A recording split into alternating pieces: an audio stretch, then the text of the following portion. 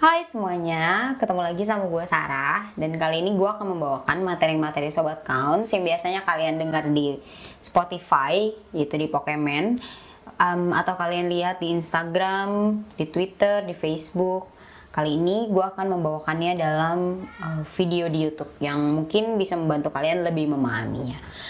Materi kali ini yang akan gue bawain itu tentang stigma kesehatan mental. Kenapa sih kita harus membahas ini?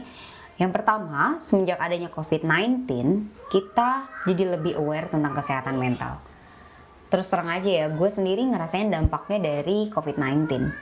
Karantina di rumah aja, nggak ngapa-ngapain, atau aktivitas gue jadi serba di rumah. Gue jarang banget ketemu sama teman-teman gue. Ya gue jadi gampang stres kalau gue pribadi. Dan jujur, kesehatan mental gue juga terganggu.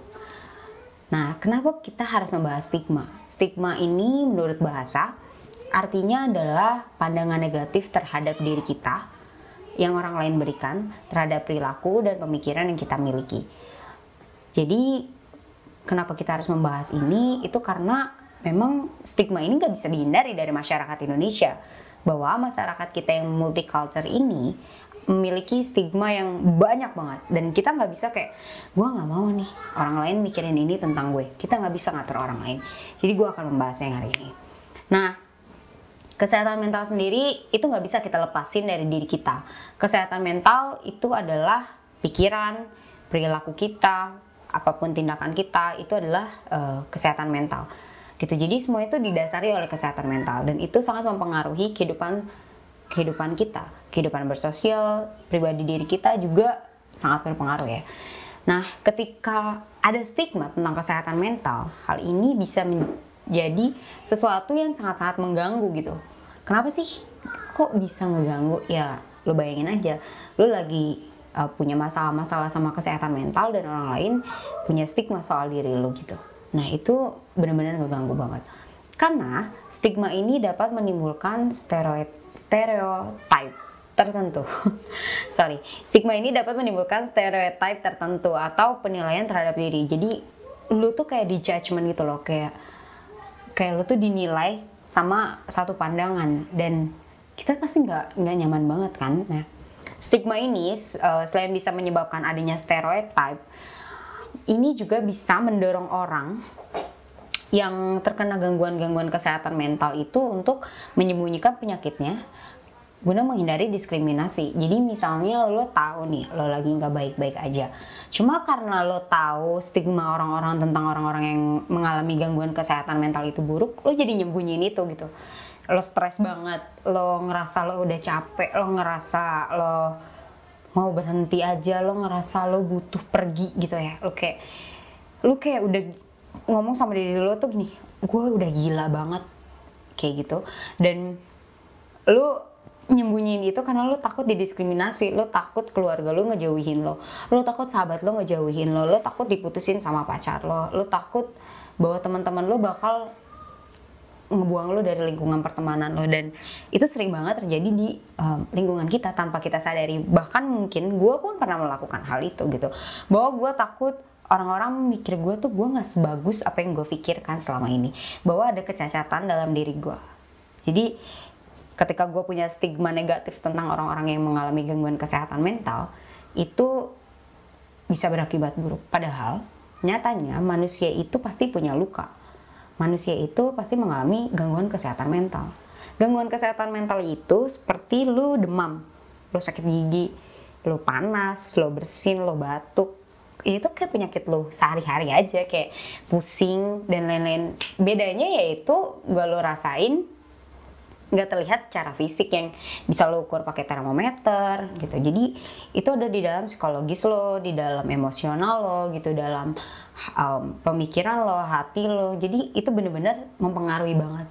Bayangkan setiap hari lo beraktivitas dengan kondisi-kondisi yang lo sakit, tapi sakitnya adalah luka-luka yang lo miliki itu, atau sakit yang lo miliki itu nggak kelihatan secara kasat mata gitu loh, tapi perilaku lo tuh kelihatan, kayak lo bakal bengong, lo bakal banyak nangis, lo bakal diem aja padahal lagi rame. Nah itu tuh bakal kelihatan banget ya. Jadi ibaratnya lo luka, lo jatuh dari sepeda, dan lu punya luka gitu kan, luka lu baret berdarah-darah gitu. Ketika lu mau beraktivitas lagi kan lu harus menyembuhkan luka itu. Nah ketika lu punya stigma, lu itu bisa mencegah orang-orang yang terluka itu mencari perawatan kesehatan karena dia takut orang tahu dia lemah, dia takut orang tahu gue nih sakit gitu. Dia nutupin lukanya, dia nggak mau ngakuin kalau dia punya luka karena dia maunya I'm perfect, gue sempurna, gue nggak punya luka, gue nggak pernah sakit, gue nggak ada sakit, gue sehat-sehat aja.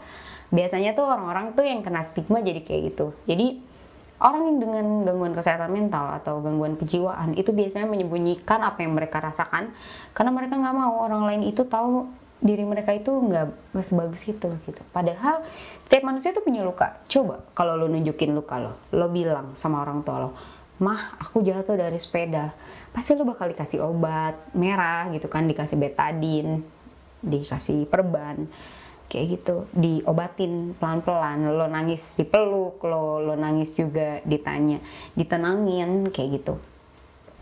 Tapi lain halnya karena lo punya stigma bahwa ketika lo punya itu lo adalah orang yang buruk, ya lo nggak bakal bilang. Nah ini bahayanya stigma gitu. Jadi stigma ini bisa mencegah seseorang mencari perawatan kesehatan. Jadi sebenarnya ketika lo punya gangguan kesehatan mental itu seperti lo sakit gigi dan lo pergi ke dokter gigi. Ketika lo pergi ke konselor, ke psikolog maupun ke psikiater, sama dengannya lo sakit gigi dan pergi ke dokter gigi kayak gitu. Jadi ini nggak buruk sama sekali dan lo bisa mencegah untuk hidup sehat lagi karena lo berputar di situ-situ aja memelihara luka lo nggak menerima luka lo nggak mencoba mengobati itu, ya ujungnya ya lo nggak bakal sehat. Intinya lo bakal berputar di situ-situ aja gitu, kayak gue stres banget ya gitu, tapi lo nggak berusaha ngeliat apa yang bikin lo stres. Kayak lo nggak tahu bahwa sebenarnya lo butuh istirahat, lo butuh tidur, lo butuh air putih lebih banyak lagi, lo butuh cerita sama temen lo butuh mengeluarkan tangisan lo butuh ketawa, lo butuh mengeluarkan emosi lo. Tapi karena lo nggak mengenali lo lukanya di mana, lukanya apa, butuh obat yang seperti apa, lo nggak bakal bisa sehat karena ya lo di situ-situ aja, di situ lagi dan di situ lagi gitu. Gue jujur aja, gue juga orang yang mengalami gangguan kesehatan mental.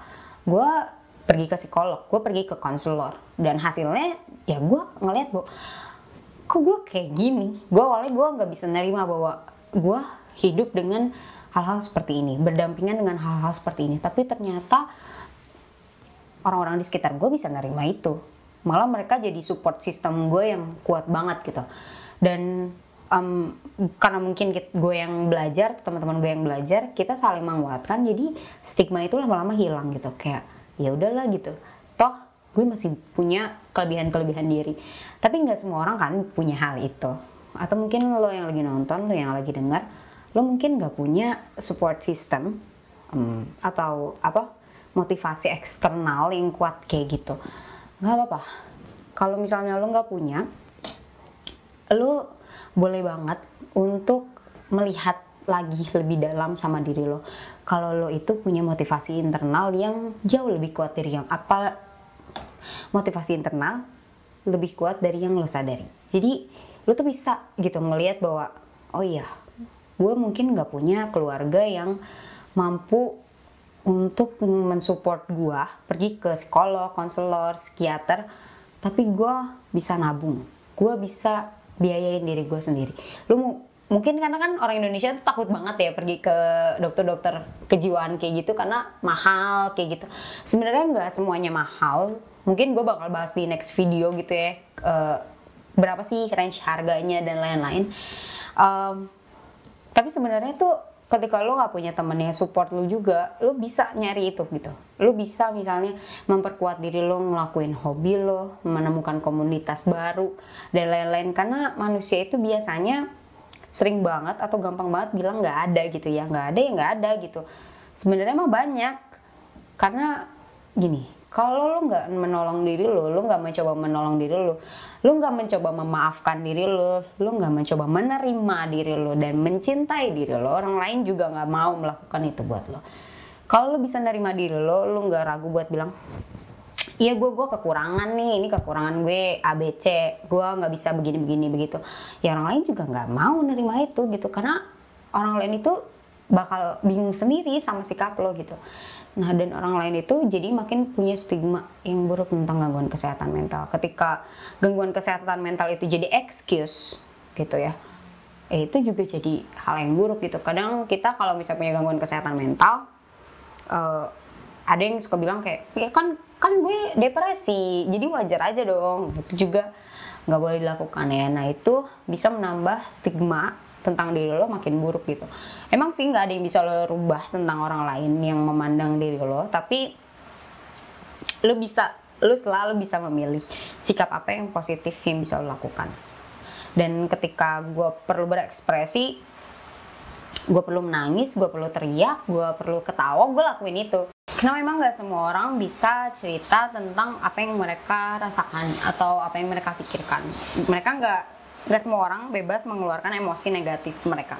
Kalau misalnya gue lagi gak bisa nangis, gak bisa teriak, gak bisa marah sama orangnya langsung, gue gak bisa mengeluarkan itu secara bebas, gue biasanya yang pertama nulis gitu. Gue nulis secara ekspresif, gue menuliskan masalah gue apa, gue pengen ngomong apa, gue pengen dijawab apa, dan apa yang bisa gue lakukan.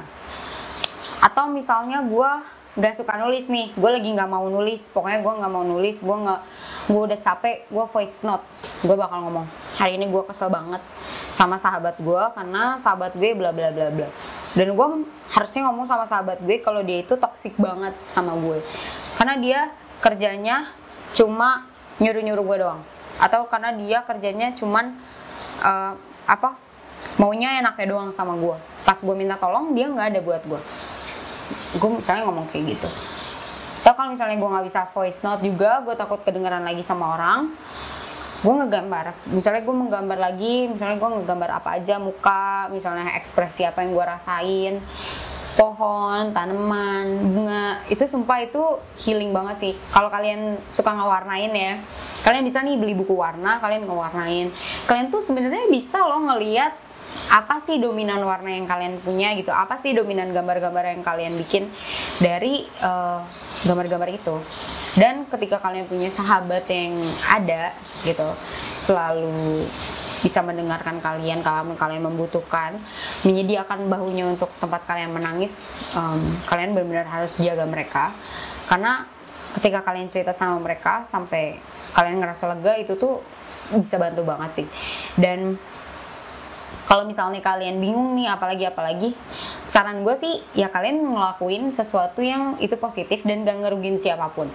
Kalau misalnya kalian perlu katarsis, kalian olahraga, misalnya ya, kalau misalnya kalian pengen nonjok gitu, kalian ikut aja tinju misalnya gitu. Kalau kalian mau rasanya pengen pergi, kalian coba lari, kayak gitu-gitu. Mungkin masih banyak yang bisa kalian lakukan, atau yang mungkin gak gue sebutkan. Kalian bisa tulis di komen, dan kalian bisa menceritakan pengalaman kalian. Mungkin gue bisa membacakan sih suatu hari nanti ya cerita-cerita kalian. Sekian video dari gue hari ini, karena gue rasa udah cukup juga sih semuanya. Semoga gue bisa memberikan materi-materi lain di video-video selanjutnya. Mohon maaf apabila ada kesalahan. Jangan lupa like, comment, and subscribe. See you on the next video. Bye-bye.